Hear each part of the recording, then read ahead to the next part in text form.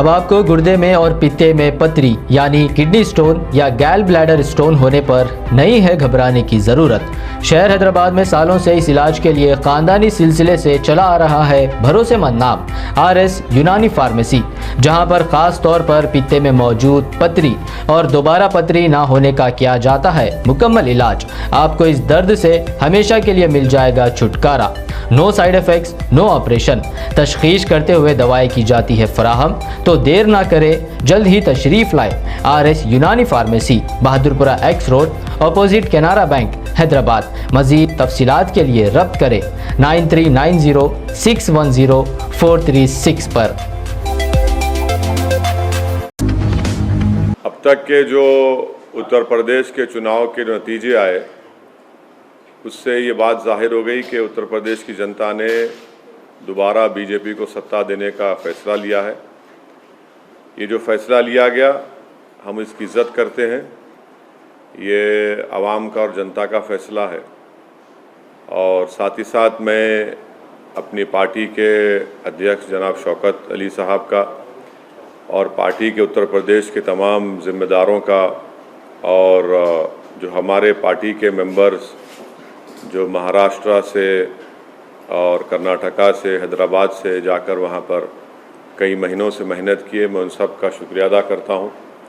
मैं उत्तर प्रदेश की जनता का भी शुक्रिया अदा करता हूँ कि जिन्होंने हम पर एतमाद किया और हमारे प्रत्याशियों के हक़ में अपने वोट का इस्तेमाल किया। मैं शुक्रिया अदा करूँगा जनाब बाबू सिंह कुशवाहा साहब का, जो जन अधिकार पार्टी के अध्यक्ष हैं, और भागीदारी परिवर्तन मोर्चा में जितने पार्टियां शामिल थे उन सब का शुक्रिया अदा करूंगा। और फ़ैसला जो भी नतीजा आया है, हमारी कोशिशें मेहनतें बड़ी थी, मगर वो फ़ैसला जैसा हम चाह रहे थे नहीं आया। मगर हम दोबारा मेहनत करेंगे, दोबारा और हमारी जो कमज़ोरियां हैं उसको दूर करेंगे।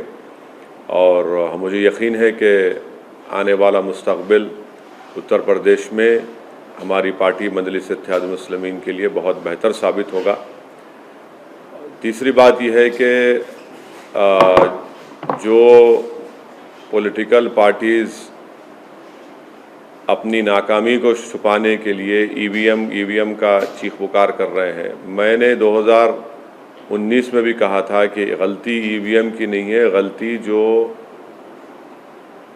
लोगों के दिमाग में जो चिप डाल दी गई है वो उसकी बहुत बड़ा रोल अदा कर रहा है। और चौथी बात यह है कि कामयाबी हुई है ज़रूर, मगर ये 80-20 की कामयाबी है। हम अपना काम करते आए, पहले से करते रहेंगे। और बस मुझे यही कहना है कि हम लोग काफ़ी मेहनत किए, बहुत अच्छी मेहनत की, दिलो जान से हम लोग, हमारे पूरे पार्टी के ज़िम्मेदारों ने मेहनत की।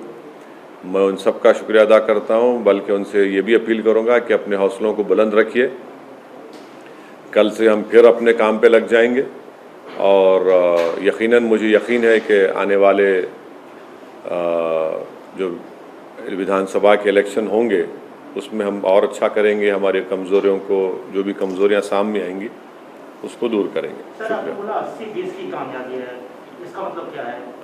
ये आपका कहना है कि देखिए, एक बात तो साफ वाज़ेह हो गई कि मैं शुरू से इस बात को कह रहा था कि MIM पार्टी का जो मकसद है, कई हमारे मकासद हैं, कई ऑब्जेक्टिव्स हैं। उसमें एक बड़ा ऑब्जेक्टिव ये भी है कि एक पॉलिटिकल लीडरशिप बने। अब अगर आप इस तरह से ये पैगाम देंगे तो फिर आप सिर्फ वोट डालने वाले बन जाते हैं, वोट लेने वाले नहीं बनते हैं आप, और आप एक झुंझुना बन जाते हैं। अब मिसाल के तौर पर ये जितने भी अभी तक नतीजे आए, जो रिज़ल्ट्स आया, जो बड़ी बड़ी बातें कर रहे थे लोग कि ये इनका और ट्रांसफ़र होगा, उनका और ट्रांसफ़र होगा, ट्रांसफ़र कुछ भी नहीं हुआ। और जो लोग झूठे दावे पेश कर रहे थे, जो लोग सब्ज़, उर्दू का लफ्ज़ बोल रहा हूँ, सब्ज़ बाग दिखा रहे थे, वो सब तो सब मालूम हो गया कि किसका वोट कहाँ पर गया, किधर गया। तो खैर अभी तो पूरे नतीजे नहीं आए, तो इस नतीजे पर और जब पूरे नतीजे आ जाएंगे उसको देखकर भी फिर हम और यकीनी तौर पर कह सकते हैं मगर यह है कि जो उत्तर प्रदेश के अल्पसंख्यक समाज के माइनॉरिटीज़ हैं उनको सिर्फ वोट बैंक की तरह इस्तेमाल किया गया, और इसी वजह से आज आप देख रहे हैं कि जो पॉलिटिकल लीडरशिप की हम जब बात करते हैं तो उससे सबको तकलीफ हो जाती है। तो खैर अब ये वक्त नहीं है कि मैं इतनी तफसील से जाऊं। जो फ़ैसला आया हम उसकी इज़्ज़त करते हैं और हम अपना काम जारी रखे हैं और जारी रखेंगे और पहले से ज़्यादा हम मेहनत करेंगे और जो हमारी लड़ाई है जमहूरियत के दायरे में उसको लड़ते रहेंगे। सर उस पर क्या कहेंगे जो आपको आप पे पहले भी आरोप लगते रहे हैं बीजेपी को और जिता के आ गए, ऐसा आपके विरोधियों का ऐसा आरोप है, पहले भी लगता रहा, क्या देखिए प्रमोद साहब,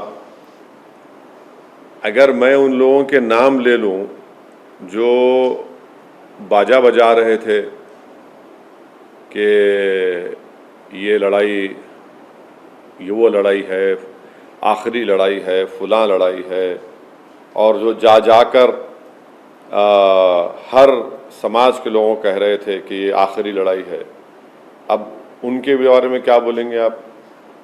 और अगर हम पे जो इल्ज़ाम लगता है हम कोई फिक्र नहीं है, हम तो बोलते लगाओ हम पे इल्ज़ाम, मगर हम अपनी लड़ाई लड़ते रहेंगे। आप देखेंगे गुजरात में भी इलेक्शन लड़ेंगे, राजस्थान में भी लड़ेंगे, और इस साल आखिर में दिसंबर में उत्तर प्रदेश में लोकल बॉडी के इलेक्शन होंगे, हम फिर अच्छी तैयारी से लड़ेंगे। हमारा काम हम करते रहेंगे। मगर उत्तराखंड में क्यों जीत गई बीजेपी, गोवा क्यों जीत गई, मणिपुर क्यों जीत गई, तो इससे कोई ताल्लुक़ ही नहीं है। देखिए हमारी लड़ाई पॉलिटिकल लीडरशिप की लड़ाई है, पॉलिटिकल लीडरशिप को क्रिएट करना है। अब उत्तर प्रदेश की ख़ास तौर से जनता को, गरीब को, दलित को, अल्पसंख्यक समाज को समझ में आ जाएगा कि इनको सिर्फ इस्तेमाल किया गया था। भाई आप जो दावे कर रहे थे, जो भीड़ दिखा रहे थे, जो बातें हो रही थी, जो ख्वाब में भी मुख्यमंत्री बन गए थे, तो उसका जिम्मेदार भाई तो नहीं हो सकता हूं ना।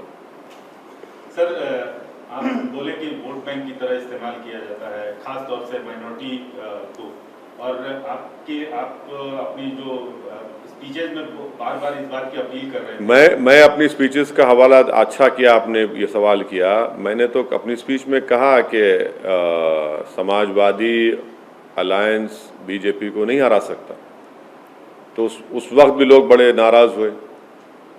ऑन रिकॉर्ड मेरे स्पीचेस आप देखिए, यूट्यूब पे हैं। मैं तो बात कह रहा हूँ, कह चुका हूँ, बात कह चुका हूँ। मेरा सवाल मुख्तलिफ था। हाँ। मेरा सवाल ये था कि आप चुनाव तो लड़ रहे थे, लेकिन एक और लड़ाई लड़ रहे थे बकौल आपके कि मुस्लिम जो कम्युनिटी है उसको वोट बैंक की तरह अब तक इस्तेमाल करती आई है पॉलिटिकल पार्टी का, अपना लीडरशिप होना चाहिए। तो क्या आपको नहीं लगता कि उस जनता से जिससे आप अपील कर रहे थे उसने आपको डिसअपॉइंट किया इस रिजल्ट से? नहीं, देखिए मैं उनके फैसले की इज्जत करता हूँ, एहतराम करता हूँ, वो उनका इख्तियार है किसी को वोट दे ना दें। मगर अब दोबारा तो हम उम्मीद करेंगे कि दोबारा तो उनको ठगा नहीं जाएगा ना। अब दोबारा यही बात उनसे नहीं कही जा सकती, क्योंकि उन्होंने देख लिया, उन्होंने आजमा कर देख लिया कि भाई 4 इलेक्शन आप हार चुके हैं, 14, 17, 19 और 22, ये 4 इलेक्शन आप हार चुके हैं। तो अब हम उम्मीद करते हैं कि वो अपना, उनका ही फैसला है, मगर वो अब की बार जब आइंदा पार्लियामेंट के इलेक्शन होंगे उत्तर प्रदेश में या म्यूनसिपल इलेक्शन होंगे, वो हमारी इस बात पे गौर करेंगे। हमको मालूम है कि हमारी बहुत सी बातों को लोग उस पर गौर किए, मगर एक जो चलाया गया था प्रोग्राम पूरा, वो प्रोग्राम तो नाकाम साबित हो गया। सर यूपी में पहले कहा जाता था कि जलवायु समीकरण चलता है मुस्लिम यादव, लेकिन इस बार जो है वो भी महिला और योजनाएं, कोई नहीं, सुनिए, एक मिनट, और प्रधानमंत्री के चलते ही एमवाई किसके लिए चलता था? एमवाई किसके लिए चलता था बताइए? कौन सी पार्टी के लिए चलता था एमवाई? यहाँ तो खाली एम ही है ना, वाई कहाँ है? यहाँ पे तो खाली एम ही है, वाई तो मानते हैं कि ये जो योजनाएं थी महिलाओं के लेकर के। अब देखिए प्रसाद साहब ऐसा है ना, अंग्रेजी कहावत है, victory has many fathers, defeat has none. अब आप जीतने के बाद आप वो बोलते बोलिए, अब आप जीत गए तो लेकिन नहीं मैं यूपी देखिए, यूपी की जनता ने फैसला लिया, हम उसकी इज्जत करते हैं। अब उस पर आप क्या क्या लगाते लगा लीजिए, हमारा फैसला है, उसकी इज्जत करना पड़ेगा, एहतराम करना पड़ेगा। सर आपने कहा कि अब ये चुनाव तो हो गए, आपने कहा कि गुजरात और राजस्थान में, तो क्या एमआईएम वहाँ पे भी बिल्कुल करेंगे, बिल्कुल करेंगे, हम बिल्कुल करेंगे। बल्कि इससे पैगाम तो चला गया ना कि ये लोग जो एक पर्टिकुलर कम्युनिटी को अपना वोट बैंक समझते थे, अब तो वोट तो ले लिए मगर आपके वोट नहीं है, आप तो जीत ही नहीं पा रहे, आपका वोट ही नहीं है। वो जो क्या लफ्ज इस्तेमाल किया था कि रेनबो, हाँ नहीं, जो हिंदी का लफ्ज इस्तेमाल हुआ था उसमें वो तो सब हाथ को आ गया ना, वो तो बिल्कुल ही नाकाम साबित हुए। बहुरंगी गठबंधन, ये कहां से बहुरंगी था भाई? उसमें तो खाली एक ही रंग था। रेनबो कोलिशन कहा आपने कि ये कम्युनिटी का वोट, वो कम्युनिटी का वोट, ये ट्रांसफर हो गया, वो हो गया। अब आप बताइए कि लखीमपुर खीरी में बीजेपी पूरी जीत जाती है। इसलिए हम कह रहे हैं कि 80-20 का मामला हो गया, और ये 80-20 हम आपको कह रहे हैं बहुत लंबे सालों तक रहने वाला है भारत की जमहूरियत में। तो आपको लगता है विकास के मुद्दे पे नहीं, अभी ये प्रेस कॉन्फ्रेंस ये मौका नहीं है ना वक्त है कि मैं इतना उसमें सब्सटेंशिएट करूं, मगर मैं इतना जरूर कहूंगा कि 80-20 का ये माहौल बहुत लंबे सालों तक रहने वाला है, ये समझने की जरूरत है सबको। क्या इस सर आखिर ऐसा क्यों है कि आप वेस्ट बंगाल गए, वहाँ भी जो मुस्लिम कम्युनिटी का भरोसा नहीं जीत पाए।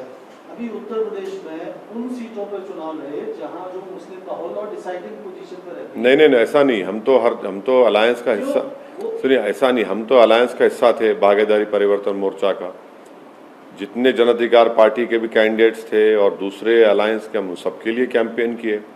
इलेक्शन में जीतार होती है, इलेक्शन जीतार होती है। और मान्यवर कांशीराम ने सही कहा था कि पहला इलेक्शन हारना, दूसरा हराना, तीसरा जीतना।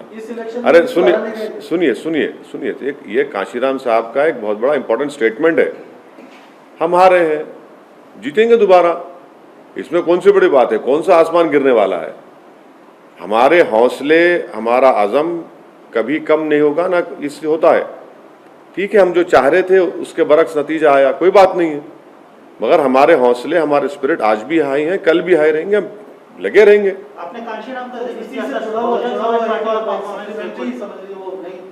मतलब आखिर क्या कारण वो आप पाते हैं कि जो मुस्लिम कम्युनिटी है उसका भरोसा नहीं जीत पा रहे हैं? नहीं, देखिए, अब एक मैसेजिंग जो की गई थी ये सब लोगों की वजह से, अब उसका नतीजा देख रहे हैं ना आप, अब उसका नतीजा देख रहे हैं लोग। तो ये एक टर्निंग पॉइंट होगा मुस्लिम पॉलिटिक्स के लिए। ये यहां पर मालूम हो जाएगा कि भाई जो दावे कर रहे थे उन्हीं के पास कुछ है ही नहीं, वो खुद बिल्कुल खाली पड़े हुए हैं, सिर्फ दावे कर रहे थे। अगर उनके दावे सही साबित होते तो कुछ तो उनके पास बचता, उनके पास कुछ नहीं बचा। तो हिजाब का मामला किसको फायदा किया और किसको नुकसान किया सर? देखिए, हिजाब का मामला मैंने कहा था अपने भाषण में, ये संविधान के फंडामेंटल राइट का इशू है। इलेक्शन हो, चुनाव हो ना हो, जहां पर फंडामेंटल राइट्स का वायलेशन आएगा वहां पर बोलना पड़ेगा। लेकिन वो इशू, अगर चुनाव नहीं होते तो आप समझते हो इसी खाऊं बढ़ जाता। आप गलत सोच रहे हैं। आप, ये मेरा फंडामेंटल राइट है, संविधान को प्रोटेक्ट करना मेरी आपकी जिम्मेदारी है, मैं बोलूंगा बराबर। मगर ये बोलना कि इसमें आया, भाई अगर नहीं आता तो भी हम बोलते बराबर। 80-20 के नैरेटिव में क्या ये काम आया सर? नहीं, 80-20 का नैरेटिव आपको बताएंगे आराम से, अभी आज की प्रेस कॉन्फ्रेंस हो जाए। आप बोल रहे हैं कि जो मैसेज दिया गया था तो आपका इशारा कहीं ना कहीं जमात के जो नुमाइंदे हैं, चाहे वो मेरा इशारा किसी लीडर हो, नहीं, मेरा इशारा किसी के ऊपर नहीं है, जनता समझ जाएगी। मैं आप जिसका समझ रहे हो वो नहीं, वो गलत है, वो नहीं। आप कह रहे हैं कि जो 80-20 का जो नैरेटिव है, This is going to stay for a very, very long time. This is the crass reality which everyone will have to accept. At the same Kejriwal has sort of in a way created history, and he has made it amply clear that he's going to stitch up a national front, which may not be possible without the support of other players. And here we're talking about TRS Chief Minister KC. You know what? One of the MLAs of that party had talked about my chief minister. He has used some offensive words against him, unparliamentary, derogatory words. I don't want to repeat it in a press conference, but that is for them and the other parties to decide. But would you throw in No, no, madam. My objective is to create a political leadership. That I'll try to do my best, and it will be created. But any concerted effort? We'll see. This is it is too early. It is too early to talk about it. Sir sir कई लोगों ने EVM पे सवाल उठाए, आप उस पर क्या कहना चाहेंगे? मैं तो 2019 में आपको प्रेस कॉन्फ्रेंस में बोला था कि ईवीएम गलत है, ईवीएम में कुछ नहीं है, दिमाग में चिप डाल दी गई है 80-20 की, और वो चल रहा है। ईवीएम गलती ईवीएम की नहीं है, बुलडोजर का कितना असर पड़ा सर? कुछ भी नहीं है। गलती जो है ईवीएम की नहीं है, गलती जो दिमागों में डाल दिया गया है उसी के ऊपर मामला चल रहा है पूरा। How do you view the Congress's performance in Uttar Pradesh and other states? Congress खत्म हो गई सर। अभी कांग्रेस, बीएसपी, बहुजन समाज पार्टी, कांचीराम का आप उदाहरण दे रहे थे, लेकिन उनका जो कहना है वो रिवर्स में हो रहा है। नहीं, मैं इस बात को नहीं मानता, और बड़ा हमारे लोकतंत्र के लिए बड़ा अफसोसनाक दिन होगा अगर बीएसपी खत्म हो जाएगी तो। बड़ा अफसोसनाक दिन होगा, और मुझे यकीन है कि बीएसपी ख़त्म नहीं होगी। हमारे लोकतंत्र के लिए, जमहूरियत के लिए वो पार्टी का रहना बहुत ज़रूरी है। इस वक्तव्य को, कांग्रेस इस स्टेटमेंट को, कांग्रेस के बारे में नहीं, मैं कांग्रेस के गांधी, प्रियंका गांधी, अब मैं उसके बारे में मैं क्यों बोलूं भाई? खामखा उनको क्यों इज्जत बख्शूं मैं अपनी जबान से उनका नाम लेके उनके बारे में बोल के? सर आप बीएसपी के बारे में Have they become a liability? It is for that party to decide. How can I comment on it? I cannot comment on one political party's internal strife or differences. It is not my job to comment on it. It is for that party to decide what they need to do for themselves. Sir BSP के बारे में जो आप अभी आप नहीं देखिए इसको, नहीं देखिए, सवाल पूछ लेंगे। नहीं सुनिए, मैं समझ गया आप कहाँ से आ रहे हैं। मैं आपको बता रहा हूँ कि भारत की लोकतंत्र के लिए बीएसपी का एक बहुत बड़ा रोल रहा है, और हम उम्मीद करते हैं कि वो पार्टी रहेगी, मजबूत रहेगी। हाँ, यकीनन आज का नतीजा देखकर तो आप कमज़ोरी दिखकर आती है हमारी भी सबकी, मगर बसपा की ज़रूरत है, और हम उम्मीद करते हैं कि जो जिम्मेदार हैं लोग देखेंगे और करेंगे उसको। आपको जरूरत है शायद भविष्य में, इसलिए नहीं, देखिए आप हर चीज़ को हमारी ज़रूरत मत समझिए। हर चीज़ को हम अपने उससे इंटरेस्ट से देखते हैं, मगर एक बात को तो मानना पड़ेगा ना कि उस पार्टी ने बड़ा रोल अदा किया डेमोक्रेसी को मजबूत करने के लिए। सर आप बोल रहे हैं कि जो मैंडेट है आप उसका सम्मान करते हैं, तो जो मैंडेट है वो मोदी का जो मॉडल है उसके फेवर में है। क्या आप मानते हैं कि मोदी मॉडल जो है वो सक्सेसफुल फिर से हुआ है और सस्टेन कर रहा है देश में? पंजाब में नहीं, पंजाब में क्या हुआ?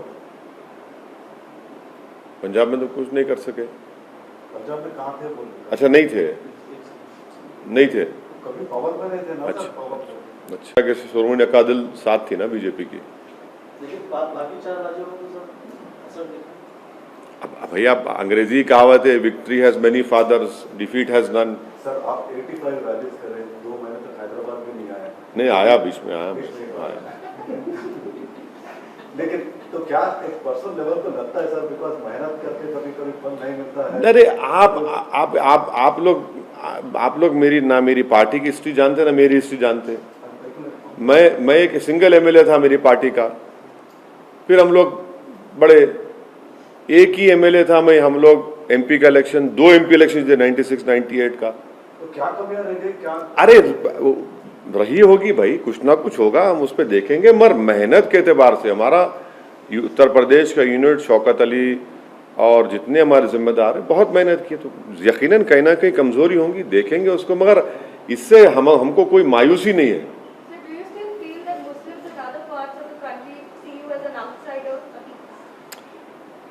See, that is not, they don't see me as an outsider. They see me as a person who is fighting to create a political leadership and to ensure that everyone gets their hissedari or their share in Indian democracy. These are part and parcel of our life, ups and downs are part and parcel of our life, and to me, for me, tomorrow is the next day, is the next challenge. I'll take it up. I'll go ahead. What are your big takeaways? Big takeaway is that the amount of love and affection I have received once again from the people of Uttar Pradesh. I'm thankful to them, irrespective of caste and religion. Wherever I have went, the affection and love which has been shown to me, showered on me, that I will treasure it for the rest of my life. Casting of vote is a personal decision. That we have to respect them. Delhi municipal corporation के चुनाव UCD के हाँ, लड़ेंगे, बिल्कुल लड़ेंगे, पूरी तैयारी कर रहे हैं हमारे कलीम हफीज साहब, लड़ेंगे, चुनाव लड़ेंगे। सर, आप पूरे देश में बीजेपी के खिलाफ लड़ रहे थे। आम आदमी पार्टी ने जो परफॉर्मेंस किया है, केजरीवाल को आप बधाई देना चाहेंगे? नहीं, पंजाब की जनता ने फैसला लिया है, वो भी एक वर्डिक्ट है, उसका सबको एहतराम करना चाहिए। हम उम्मीद करते हैं कि पंजाब और मजबूत हो। हम उम्मीद करते हैं कि पंजाब एक हमारा बॉर्डरिंग स्टेट है, वो एक आम प्रदेश की तरह नहीं है, उसके अलग चैलेंजेस हैं, और जब जनता ने फैसला दिया है तो उसको एक्सेप्ट करना पड़ेगा। आप बधाई देंगे केजरीवाल? नहीं, मैं तो पंजाब की जनता ने जो फैसला लिया उसका एहतराम करता हूँ, उसका एहतराम करना चाहिए, क्योंकि उन्होंने वो डिसाइड किया कि एक मैसिव मैंडेट उन्होंने किसी के पार्टी के हक में दिया, तो हम उसका एहतराम करते हैं। सर, इससे थोड़ा सा ये इस इलेक्शन के जो रिजल्ट्स आए हैं, इसका जो संभावित फेडरल फ्रंट और something minus BJP minus Congress type का, अरे मेरे से क्यों पूछ रहे हैं? नहीं, ऐसे अरे देखिए, पॉलिटिशियन है, मुझसे मत कुछ मुझसे मत पूछिए, मुझे नहीं मालूम। मैं तो मोस्ट अनटचेबल आदमी हूँ ना पॉलिटिकली, तो मुझसे क्यों पूछ रहा है? मैं क्या बताऊंगा उस बारे में? और कुछ? सर, एक सवाल है। जरूर। राष्ट्रपति चुनाव को लेकर अभी से माहौल बन रहा है, अपने सीएम साहब भी उसके लिए एक तरह से मेहनत कर रहे हैं। अगर कोई बीजेपी के खिलाफ सारी पार्टियां मिलकर अगर, मुझे आपसे मालूम हो रहा है कि हमारे मुख्यमंत्री इस तरह का प्रयास कर रहे हैं, मुझे नहीं मालूम। मैं जिस दिन हमारे मुख्यमंत्री से मिल लूंगा, मुझे टाइम देंगे मिलने का, तो मैं उनसे पूछ लूंगा। मगर जब वो टाइम जब देंगे, मेरी जब मुलाकात होगी मोहतरम वज़ीर आला तेलंगाना से, तो मैं उन मोहतरम से पूछ लूँगा। अभी तो मेरी बहुत अरसे दराज से मेरी उनसे मुलाकात ही नहीं हो पाई, वो बहुत मसरूफ़ है। तो जब उनकी गुनागो मसरूफियत में वो थोड़ा वक्त दे देंगे, तो यकीनन आपका सवाल उनसे पूछ लूँगा, और जवाब जब आएगा तो आपको बता देंगे। मुस्तकबिल में संभव है कि अकेले से आप हाथ मिलाएं? देखिए, मुस्तकबिल में क्या होगा मुझे नहीं मालूम, मगर हम ये कह रहे हैं कि अब आज के इस फैसले के बाद तो हमारी जितनी बातें हम कह रहे थे वो सब सच साबित हो गई, वो सच साबित हो गई। अब ये देखना है कि वो अपनी विधानसभा की सीट पर रहते हैं या फिर वो आजमगढ़ की अपनी पार्लियामेंट सीट छोड़ते हैं। हम तो पार्लियामेंट का इलेक्शन भी लड़ेंगे उत्तर प्रदेश में। सर, आपने एक बात कही कि सिर्फ एम रह गया, वाई नहीं, वाई कहाँ चला गया? नहीं, प्रसाद साहब ने MY की बात की थी, तो हम तो बोले, हम ये कह रहे हैं खाली M ही रह गया है, वाई तो मैदान जंग से गायब हो गया। मोहब्बत में हम ही खड़े हो गए, और जो हमको मैदान में लाए, जंग के मैदान में छोड़ के भाग गए हमको। आप डायरेक्टली ये कहना चाहते हैं कि नहीं, हम को यादवों ने सपोर्ट नहीं, अब देखिए, डेटा आएगा, मालूम हो जाएगा, डेटा आएगा। मगर हम तो यही कह रहे हैं ना भाई, ये जो लफ्ज इस्तेमाल किया आपने, वो क्या था कोalition, वो बहुरंगी गठबंधन, एक ही रंग नजर आ रहा था इसमें। तो अभी तक तो रिजल्ट जितने आए हैं एक ही नहीं, देखिए, अभी इसको आप एक रंग वंग मत दीजिए, रंग नजर तो एक ही आ रहा था। स्टेट बीजेपी का कहना है कि यहाँ पे आने वाले इलेक्शन के अंदर बुलडोजर चलाएंगे, क्या हाँ, स्टेट बीजेपी लीडरों का कहना है कि यहाँ पे आने वाले इलेक्शन में बुलडोजर चलाएंगे सर, आप तेलंगाना पढ़ सकते हैं। देखिए, चंद्रशेखर राव जो है एक जिद्दी किस्म का आदमी है, ये बातें नहीं करना यहाँ पे, समझे ना। अब यहाँ पे क्या चलाएंगे कैसा चलाएंगे वो मालूम हो जाता, मगर अब वो आप जीत गए उत्तर प्रदेश, सही है। बल्दिया के इलेक्शन में आए थे ना, सब आए थे। लेकिन परफॉर्म भी तो किया सर। हाँ, परफॉर्म किए, फिर उसके बाद क्या, अरे छोड़िए ना, वो तो कांग्रेस, जहाँ कांग्रेस का वैक्यूम पैदा होता है इन्हों फिल कर लेते। इसका मतलब बीजेपी के पास भाई जहाँ हमारे जितने नंबर से हम रिपीट किए, अंडर एस्टिमेट मत करो आप चंद्रशेखर राव को। और अच्छी बात यह है कि चंद्रशेखर राव अब जो एक्टिव हो गए ना, वो बड़ा चेंज है उनमें, और उम्मीद करते हैं कि वजीर आला ऐसी एक्टिव रहेंगे, वैसी एक्टिव रहेंगे अब आइंदा असेंबली के चुनाव तक। नहीं, वो कब कराते वो नहीं मालूम मेरे को, वो मेरे को नहीं मालूम, आपको मालूम है तो बताइए, हम भी तैयारी शुरू कर रहे थे जल्दी। मेरे को तो नहीं मालूम, बट हम तो उम्मीद करेंगे कि हमारे वजीर आला जो एक्टिव आज है, उन्हें एक्टिव रहना, बस एक्टिव रहना, और थोड़ा उन्हें पब्लिक से मिलना भी, थोड़ा जितने उनके एमएलए से तो टाइम निकाल लिए, थोड़ा मिल लिए तो अच्छा रहता। क्योंकि टीआरएस में एक ही फेस है, वो टीआरएस में एक ही चेहरा है बस, वो दूसरे कोई चेहरे नहीं है। बहुत बड़ी बात बोले, टीआरएस में कैसे सर एक ही चेहरा है? बिल्कुल, टीआरएस में एक ही चेहरा है, कोई दूसरा चेहरा है ही नहीं, कोई भी नहीं है, कोई नहीं है, सिवाय वजीर आला के चंद्रशेखर राव, कोई चेहरा नहीं है। सर, पिछले इलेक्शन में बाबू भी बहुत एक्टिव हुए थे, ऐसी नेशनल पॉलिटिक्स में इन्वॉल्व होते हैं, अभी नहीं दिख रहे कहीं। है उन्होंने आंध्रा में है ना थोड़ा बहुत, आंध्रा में है तो थोड़ा बहुत है। इनका सिचुएशन ऐसा ना होता। कहाँ पे? यहाँ पे नहीं, देखिए, इन्हों चंद्रबाबू नायडू को छोड़ के निकले, वो ऐसा आदमी नहीं है, वो छोड़ के निकले स्वयं।